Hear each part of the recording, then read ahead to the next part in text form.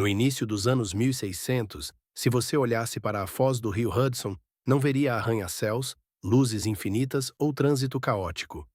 Veria silêncio, florestas densas e um território de fronteira. A ilha de Manhattan não era o coração financeiro do mundo. Era um ponto distante, onde a ambição europeia começava a colidir com tradições que já existiam ali há séculos. Os impérios que atravessavam o Atlântico não traziam cidades prontas em seus navios.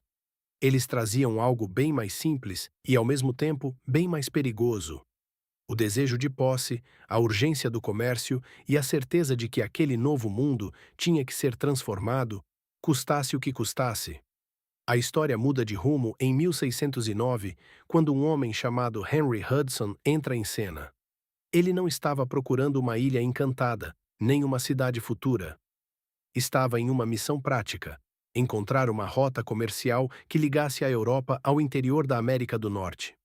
Em uma de suas expedições, ele navegou por um amplo rio de maré, profundo, que parecia cortar o continente em duas direções. Esse rio subia e descia com o oceano, respirando ao ritmo do Atlântico. Era como uma veia aberta ligando o interior ao mar. Quando a tripulação finalmente desembarcou na região, não encontrou um vazio, nem uma terra abandonada esperando o dono. Encontrou algo bem diferente da narrativa que a gente costuma ouvir. Aquele litoral era vivo. Caminhos já estavam traçados muito antes de qualquer mapa europeu. Eram rotas comerciais usadas há gerações pelo povo Lenape, que habitava a região. Aldeias, pontos de encontro, áreas de caça e pesca. Nada ali era terra de ninguém. Era um território em pleno funcionamento, com regras, significados e uma lógica própria.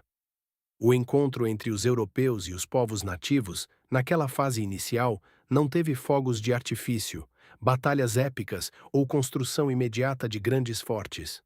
Foi um encontro silencioso.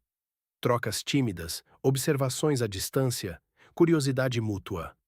Mas mesmo sem grandes gestos, aquele momento marcou o início de uma transformação da qual não haveria volta. Alguns anos depois, a presença holandesa se consolidaria através da Companhia Holandesa das Índias Ocidentais. Para eles, aquela região tinha um valor muito claro: comércio. Especialmente peles, madeira, produtos que podiam ser enviados para a Europa. O objetivo não era criar uma cidade perfeita, era montar uma base eficiente para ganhar dinheiro. O momento decisivo acontece em 1626. É o episódio que, até hoje, aparece em livros de história de forma simplificada. A suposta compra da ilha de Manhattan pelos holandeses em troca de mercadorias avaliadas em um certo valor. Muita gente já ouviu essa história como se fosse uma espécie de pechincha histórica, quase uma piada. Uma ilha inteira por um punhado de bugigangas. Mas quando a gente olha mais de perto, percebe que essa narrativa é, no mínimo, incompleta. Para os holandeses, acostumados à ideia de propriedade privada, contratos escritos e registros oficiais, aquilo era uma transação bem clara. Eles acreditavam estar adquirindo o controle exclusivo sobre a ilha. Um negócio fechado, um território que agora tinha dono, com todas as consequências que isso trazia. Para os indígenas, porém, a lógica era diferente. A terra não era um produto que se vendia e nunca mais se via.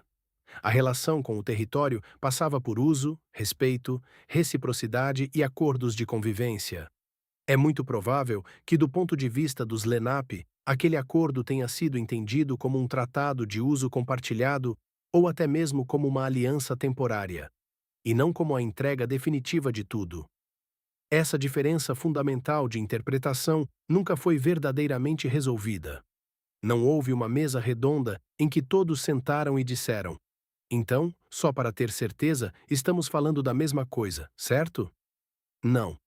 A colônia que viria a nascer ali foi construída sobre esse desencontro de ideias.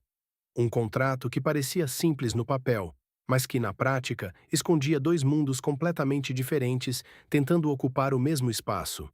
Erguer Nova Amsterdã, que mais tarde se tornaria Nova York, não foi um processo organizado, limpo e rápido.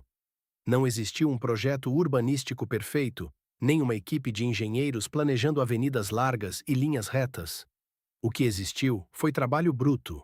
Os colonos que chegavam precisavam transformar floresta em sobrevivência. Árvores erguidas há centenas de anos eram derrubadas a machadadas. Troncos pesados eram arrastados por lama, neve e terrenos irregulares. Cada pedaço de madeira tinha um destino: virar casa, armazém, cerca, paliçada defensiva. O ar de Manhattan, naquela época, devia ser completamente diferente do que é hoje. Não era o cheiro de gasolina, metal e fumaça de escapamento. Era fumaça de fogueiras, suor acumulado, animais, madeira recém-cortada. Um cheiro constante de esforço físico. Cada estrutura erguida era menos uma expressão de conforto e mais uma declaração de que, apesar de todas as dificuldades, eles pretendiam ficar.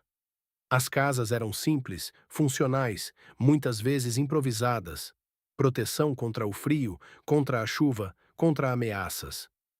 A prioridade não era beleza, era resistência. Quem caminhava pela pequena colônia via mais dureza do que glamour. Nesse contexto, surge o Forte Amsterdã, na ponta sul da ilha. Não era uma fortaleza monumental de pedra, como alguns podem imaginar. Era uma estrutura de madeira e terra, relativamente simples para os padrões europeus da época. Mas a localização fazia toda a diferença. Dali, era possível controlar a entrada e a saída de embarcações, observar o porto, acompanhar as marés, monitorar os armazéns da Companhia Holandesa das Índias Ocidentais. Mais do que um ponto de defesa militar, o forte era uma espécie de declaração silenciosa. Estamos aqui, e não viemos só de passagem. À volta do forte, a colônia começou a se organizar de maneira um pouco mais clara. Ruas irregulares surgiram, não por planejamento, mas por costume. As pessoas simplesmente andavam por onde fazia mais sentido, e esses caminhos começaram a virar traçados permanentes. A partir daí, a presença europeia na ilha se consolidou. O que começou como um posto avançado, cercado de incertezas, com estruturas frágeis e alianças instáveis, foi ganhando forma, densidade e importância estratégica. Mas é importante lembrar que tudo isso foi construído sobre camadas de conflitos, mal-entendidos culturais e um território que, antes de qualquer bandeira europeia, já tinha história, caminhos e significados próprios. Quando a gente pensa em Nova York hoje, é fácil imaginar apenas a cidade que nunca dorme, as luzes da Times Square, Wall Street, a Estátua da Liberdade observando o porto. Porém, lá atrás, a base dessa metrópole foi um misto de ambição, conflito, negociação e sobrevivência pura. No início dos anos 1600, a ilha de Manhattan não era um palco preparado para uma grande cidade. Era um lugar de choque entre mundos. De um lado, povos que viam a Terra como algo vivo, compartilhado, inserido em uma teia de relações espirituais e sociais. Do outro, comerciantes europeus, que viam o território como propriedade, documento, mercadoria. Esse encontro nunca foi simples. E, de certa forma, as tensões daquele período inicial continuam ecoando, de maneira simbólica, nas discussões sobre território, cidade, poder e desigualdade até hoje. Durante a década de 1640, os anos de violência deram lugar a negociações, conselhos improvisados, trocas de promessas e concessões desconfortáveis. Os tratados resultantes não se basearam na confiança, mas no esgotamento de todas as partes. Mesmo assim, permitiram que a colônia se reconstruísse, crescesse e consolidasse sua presença por um tempo. Deixe nos comentários qual lugar ou momento histórico você gostaria de ver reconstruído.